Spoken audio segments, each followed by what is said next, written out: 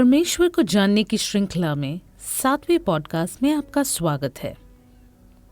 आज का विषय आज्ञा मानना या उसका उल्लंघन करना, चुनाव अनिवार्य है।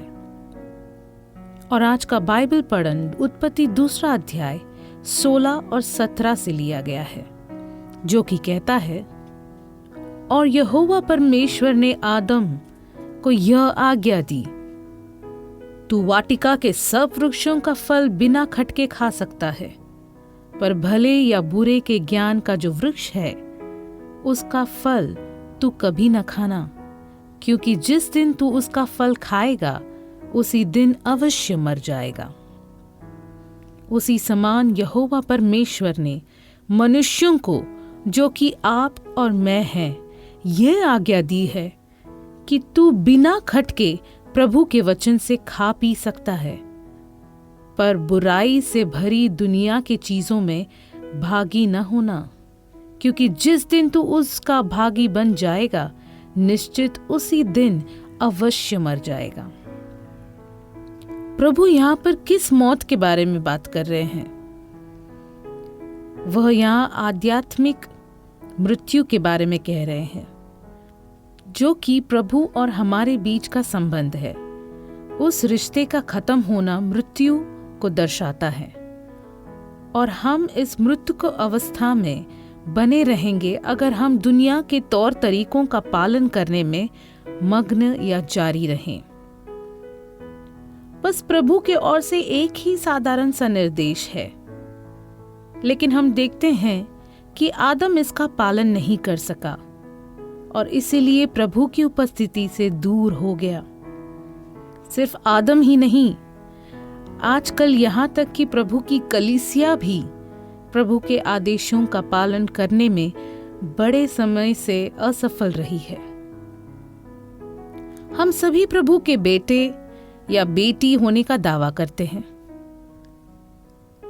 जब यहोवा की आशीषों की बात आती है, लेकिन जब प्रभु के आदेशों को पालन करने की बात आती है तो हम सब हर समय असफल हो जाते हैं। आओ हम यूहन्ना 14 उसका 15वां वचन पढ़ें। यीशु अपने शिष्यों से कहता है, यदि तुम मुझसे प्रेम रखते हो तो मेरी आज्ञाओं को मानोगे। कई बार हम अनुशासन या आज्ञाओं का पालन नहीं करते हैं क्योंकि हम जानते हैं कि हमारे प्रभु दयालु हैं।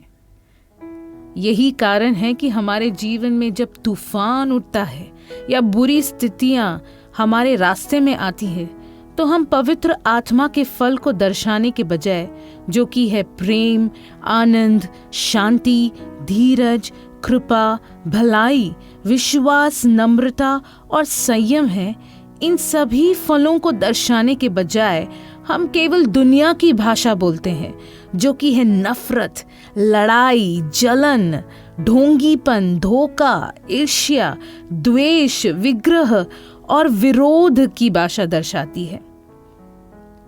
चुनाव हमारा है भाइयों और बहनों। हमें बदलना होगा, परिवर्तन को अपनाना होगा।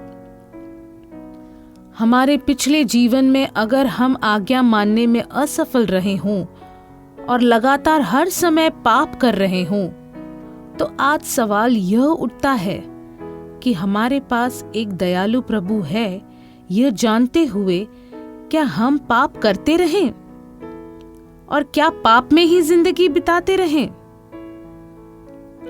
इस सवाल का जवाब रोमियो 6वां अध्याय 1 से 4 में लिखा गया है, जो कहता है, तो हम क्या कहें? क्या हम पाप करते रहें कि अनुग्रह बहुत है?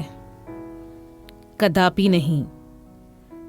हम जब पाप के लिए मर गए तो फिर आगे को उसमें कैसे जीवन बिताएं? क्या तुम नहीं जानते कि हम सब जिन्होंने मसीह यीशु का बपतिस्मा लिया है, उसकी मृत्यु का बपतिस्मा लिया। अतः उस मृत्यु का बपतिस्मा पाने से हम उसके साथ गाड़े गए, ताकि जैसे मसीह पिता की महिमा के द्वारा मरे हुओं में से जिलाया गया, वैसे ही हम भी नए जीवन की सी चाल चलें। तो मेरे भाइयों, उत्पत्ति से आदम का उदाहरण हमें प्रभु के आदेशों को पालन करने को सिखाता है, क्योंकि अगर आज्ञा न पालन करें तो निश्चय ही हम प्रभु की उपस्थिति से बाहर फेंक दिए जाएंगे। दोस्तों, प्रभु के आदेशों का पालन करते हुए पुराने तरीकों और अपने पापपूर्ण प्रकृति को त्याग कर आइए हम भी नए जीवन की सी चाल चलें। प्रभु आप सबको आशीष दे।